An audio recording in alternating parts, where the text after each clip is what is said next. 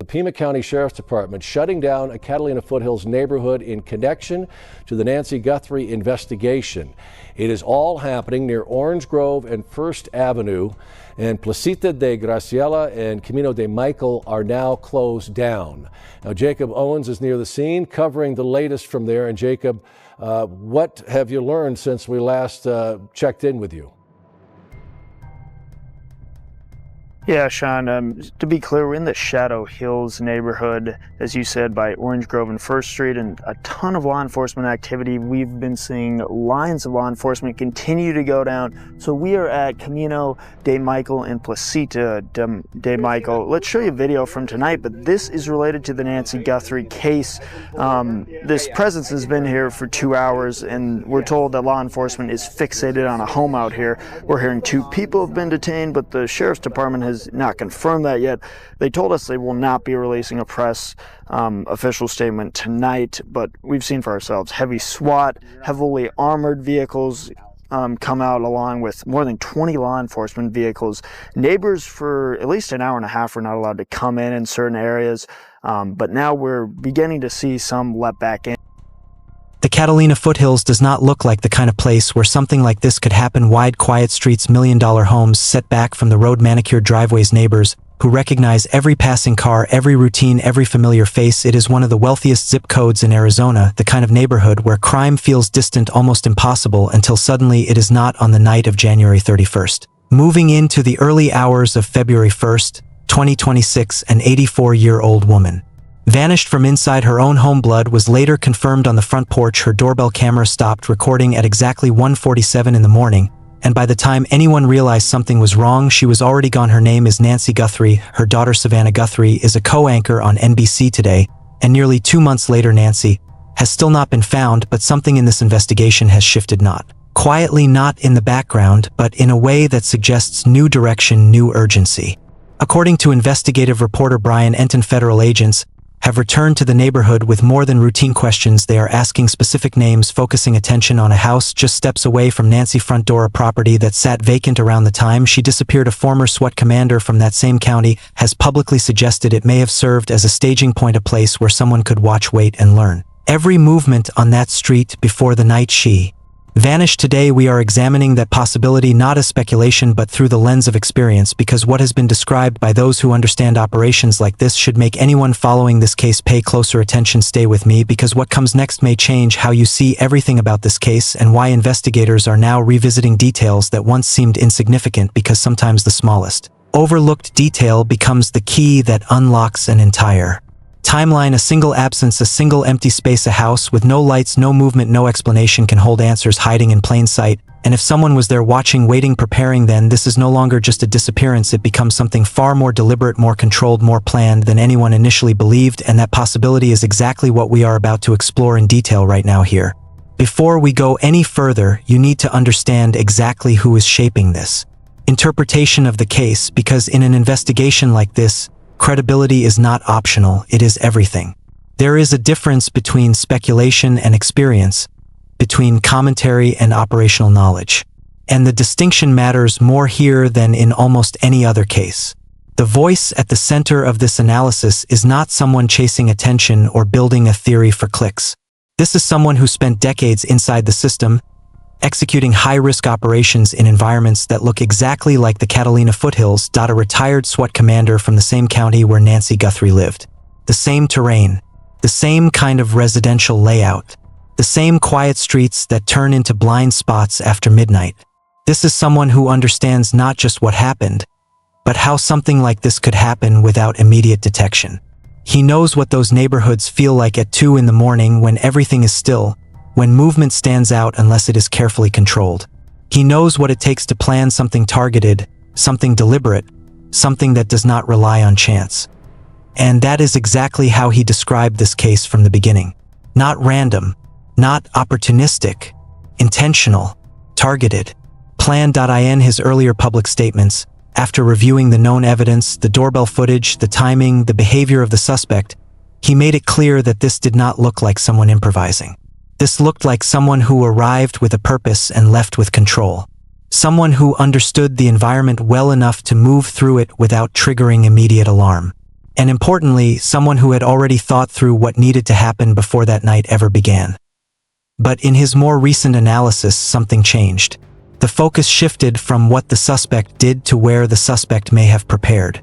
And that shift is not small. It changes the entire shape of the investigation. Because identifying behavior tells you what happened.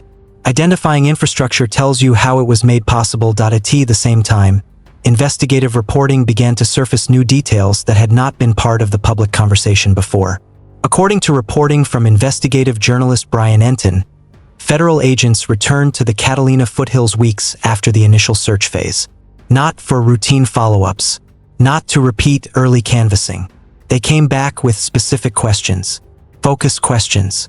Questions directed at a particular property very close to Nancy Guthrie's home, a property that had been vacant. Now, that detail on its own might not seem significant. Houses become vacant all the time. People move. Leases end. But in the context of a targeted abduction, timing becomes everything. And the timing surrounding this property is where the uncertainty begins. Because there are two different accounts. Point one version suggests the occupants left before Nancy disappeared. If that is accurate, then what you are looking at is a property that sat empty during the exact window when someone may have been preparing for what happened. An empty house in a tightly observed neighborhood is not just empty space. It is opportunity. No routine activity. No one to notice subtle changes. No one to question a light turning on at the wrong hour or movement that does not belong.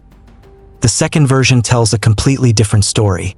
According to separate reporting, the occupants left immediately after the abduction. Not before, after. And that changes everything. Because leaving immediately after an event like this introduces a different kind of question. Not about opportunity, but about timing.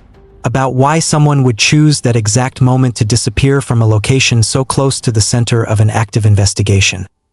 These are not small differences. They are mutually exclusive timelines.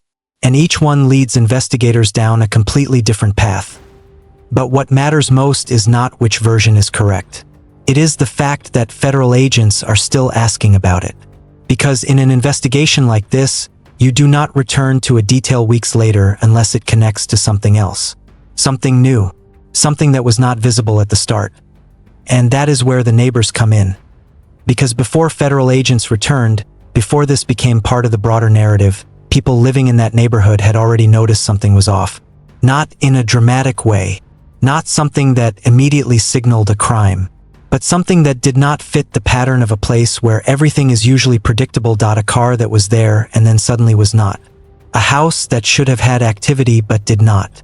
Small inconsistencies that by themselves might not mean anything, but together begin to form a pattern that is difficult to ignore. Point one neighbor described noticing the absence of a vehicle that had previously been part of the daily rhythm of the street. No moving truck. No visible transition. Just gone. And in a neighborhood where familiarity is the baseline, that kind of change stands out. Another longtime resident had already flagged the same property early in the investigation. Not because of proof, but because of instinct. Because when something does not align with what you expect to see, especially in a controlled environment like this, it becomes impossible to fully ignore. And that instinct may turn out to matter more than anyone initially realized. Because when you place those observations next to the operational framework described by someone who has spent decades planning and executing controlled entries, surveillance, and targeted actions, a different picture begins to emerge. Not a confirmed one, not a proven one, but a structured possibility that fits within the boundaries of how these operations are actually carried out. A nearby location. Limited visibility. Legitimate reason to exist in the space. And enough time to observe without interruption. That is not coincidence. That is structure. And if that structure was in place before the night Nancy Guthrie disappeared, then what happened on February 1st was not the beginning of the event. It was the execution of something that had already been in motion. If that structure was in place, then the next question becomes unavoidable. What exactly could someone learn from that position over time? Because surveillance is not just about watching. It is about understanding patterns. It is about reducing uncertainty until the unknown becomes predictable. And in a neighborhood like the Catalina Foothills, where routines are stable and deviations are rare, that kind of understanding becomes incredibly powerful. From a nearby vantage point, whether occupied or temporarily unused, sustained observation over days or weeks begins to reveal details that are invisible to anyone passing through once. Light patterns inside the home, when rooms go dark, when they turn on again, which entrances are used most frequently, whether the garage is the primary point of entry or if the front door is used regularly. These are not assumptions. These are observable behaviors that repeat. You begin to see timing, not just general timing, but precise intervals. How long someone is typically away, how quickly they return, whether there are visitors and how often those visitors appear, whether the house is active late at night or settles into complete stillness after a certain hour. All of these details build a map, a behavioral map that reduces risk for whoever is watching. And once that map exists, the next step is identifying the window. Because every environment has one period where exposure is lowest, where movement can occur with the least chance of interruption. In this case, the publicly known timeline provides a clear framework. On the evening of January 31st, Nancy Guthrie left her home for a family dinner. She returned later that night. Shortly after, the house became still. No reported visitors. No late activity. Just a quiet residence in a quiet neighborhood.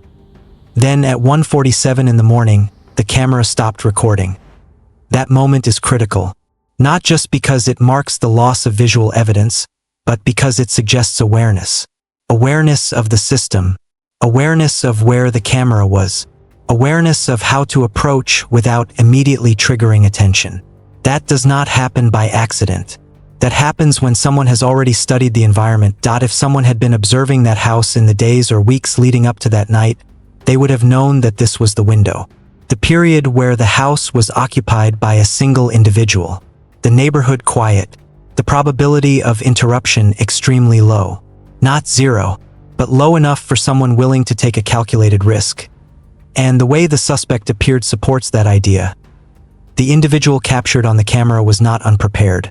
Covered face, gloves, clothing that concealed identity and reduced trace evidence.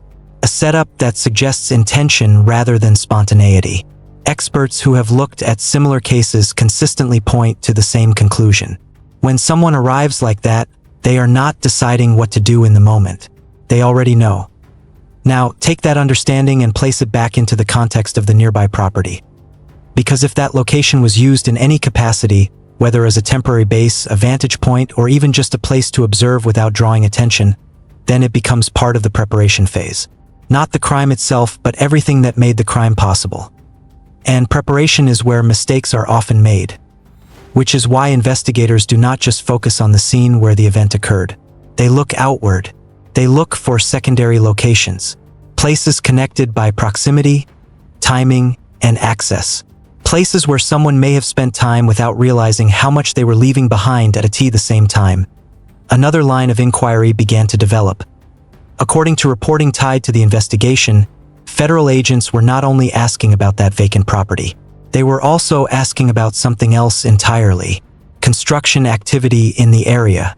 Specifically, the individuals working on nearby homes in the weeks leading up to the disappearance. Not companies, not general contractors, individual names. That level of detail matters, because it suggests a focus on access. Who was present in the neighborhood regularly, who had a reason to be there without raising concern, who could move through the area during the day and become familiar with its layout without being questioned. Construction sites provide that kind of access naturally. Vehicles coming and going, workers moving between properties, equipment, noise, activity that blends into the background of a developing neighborhood. It is not suspicious, it is expected. And with that expectation comes invisibility. Because the more normal something appears, the less attention it receives. A person walking down the street late at night might stand out. A worker present during the day does not. Over time, that presence becomes part of the environment itself. Unquestioned. Unnoticed. So now you have two parallel possibilities. A nearby property that may have provided a controlled vantage point, and legitimate daytime access through ongoing work in the area. Individually, each one offers opportunity. Together, they create coverage. continuous awareness of the environment across different times of day, different conditions, different levels of visibility. That combination is not random. It is efficient. And when investigators begin looking at multiple access points like this at the same time, it usually means they are trying to answer a very specific question. Who had the ability to be there consistently without being seen as a threat? Because consistency matters. One appearance is noise.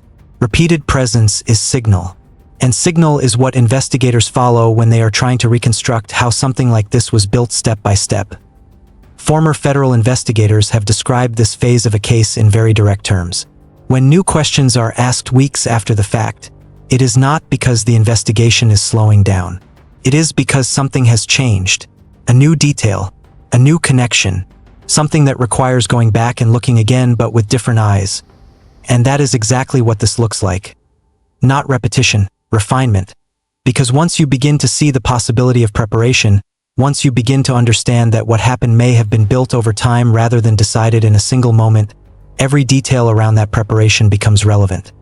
Every movement, every absence, every place where someone could exist without being noticed. And if even one of those places holds a trace, something physical, something measurable, something that connects back to what happened inside Nancy Guthrie's home, then the entire structure of this case changes again. Because now it is not just about what happened that night. It is about everything that led up to it. Once an investigation reaches this point, where multiple locations, multiple timelines, and multiple forms of access begin to overlap, the focus shifts again. Not just to who could have done this, but to what they may have left behind without realizing it. Because no matter how controlled an operation appears from the outside, no matter how careful someone believes they were, physical presence always creates evidence. Always.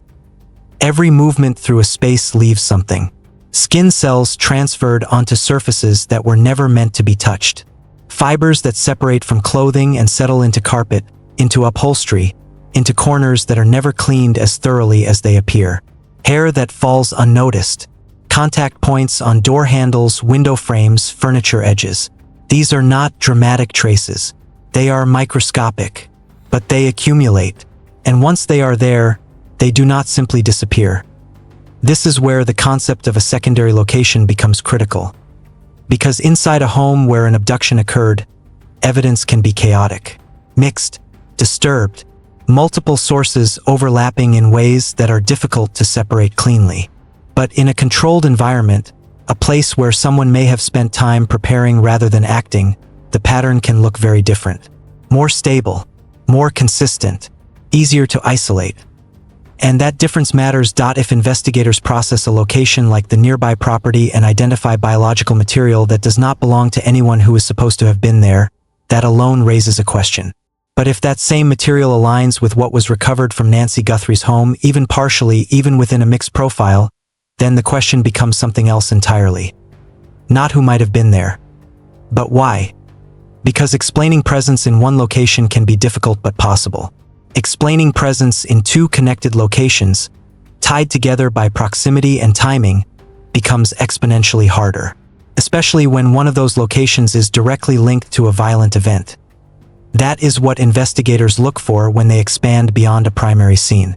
Not just more evidence, but better context. A way to separate noise from signal. To identify patterns that repeat across environments. To take something uncertain and begin to anchor it in something measurable. And it is not only biological material that tells that story. Physical space records behavior in other ways. Subtle ones. The kind that do not stand out unless you are specifically looking for them. Compression in carpet where weight has been applied repeatedly in the same area. Slight wear patterns near windows that suggest someone stood there more often than expected. Minor disturbances that do not match normal use of the space. If equipment was ever present, even temporarily, that introduces another layer. Mounting points. Adhesive residue. Small alterations to surfaces that remain even after the object itself is gone. These are not always obvious, but under proper examination they become visible. And then there is the possibility of something even more direct. Data.in an environment where technology is small, portable, and easily concealed, the idea that observation could occur without a constant human presence is no longer theoretical. It is practical. A device placed, left to record, and retrieved later, or accessed remotely. Something that turns a static location into a continuous source of information. If anything like that existed, even briefly, even imperfectly, it changes how the entire preparation phase is understood. Because it means observation was not limited by time or by physical presence. It means the environment could be monitored without risk of being seen. None of this has been publicly confirmed. And that is important, because what investigators choose not to say can be just as meaningful as what they do. In cases like this, information is released carefully, deliberately. Certain details are shared to generate leads. Others are withheld because they are too specific, too central to what is being built behind the scenes. When questions about a particular location are met with no comment, no confirmation, no denial, it does not close the door. Keeps it open without revealing what is inside. And that silence creates space. Space for the investigation to move without interference. Space for connections to be tested before they are exposed. Space for evidence to be evaluated without outside pressure shaping its interpretation. From the outside, that can feel like nothing is happening. But inside an active investigation, it usually means the opposite. Because this is the stage where threads begin to come together. Not publicly, not visibly, but methodically. One comparison at a time. One name at a time. One detail tested against another until patterns either hold or fall apart. And when those patterns hold, when separate elements begin to align in a way that cannot be explained by coincidence, that is when cases shift. Quietly at first, then all at once. What we know publicly is limited. A timeline, a disappearance, evidence that suggests this was not random. Reporting that points toward specific areas of interest. Professional analysis that frames how something like this could have been executed. What we do not see is everything that sits behind that. The comparisons, the lab work, the interviews that do not make headlines, the re-examination of details that seemed unimportant at the beginning but now carry weight in a different context. And at the center of all of it is a single question that has not changed since the beginning. Who had the ability to plan this, prepare for it, and carry it out without immediate detection? Because if that question is answered, everything else follows. The preparation, the movement, the moment the camera went dark. All of it connects back to that one point. And if even one piece of evidence from any location connected to this case points clearly in that direction, then the uncertainty that has defined this investigation begins to collapse into something else. Clarity. Not complete, not immediate, but enough to move forward. Enough to stop looking everywhere and start looking at someone. Nancy Guthrie is 84 years old. She was taken from inside her own home in the middle of the night, without warning, without preparation, without the things she relies on every single day. Nos chus, no modikaschen. No sign that she ever chose to leave. Her family is still waiting, still searching, still living in the space between what is known and what has not yet been explained. If you were anywhere near the Catalina foothills between January 11th and February 1st, 2026, if you noticed anything that felt even slightly out of place, a vehicle parked where it didn't belong, someone moving through the area who didn't match the rhythm of that neighborhood, lights turning on inside a house that was supposed to be empty, a pattern that didn't make sense at the time, the Federal Bureau of Investigation wants to hear from you. The tip line is 1-800-CALL-FBI. You can also go directly to tips.fbi.gov. According to reporting from Brian Entin, federal agents have returned to that neighborhood with a renewed focus. Questions that are no longer general but specific. Questions about a property very close to Nancy's home. A location that, according to retired Bob Creek, may have functioned as more than just an empty house. In his professional assessment, it had the characteristics of a staging point, a place where someone could observe, calculate, and wait before making a move that would change everything. The house is now quiet. The activity is gone. But the timeline inside it still matters. Every hour, every presence, every unexplained detail that has not yet been accounted for. Nancy Guthrie is still missing. And this case is not over. If this matters to you, subscribe, turn on notifications, and share this with someone who has been following closely. Leave a comment with what you think investigators may have uncovered inside that property. Because attention matters, pressure matters, and the more people who are watching, the harder it becomes for the truth to stay hidden. Nancy deserves answers.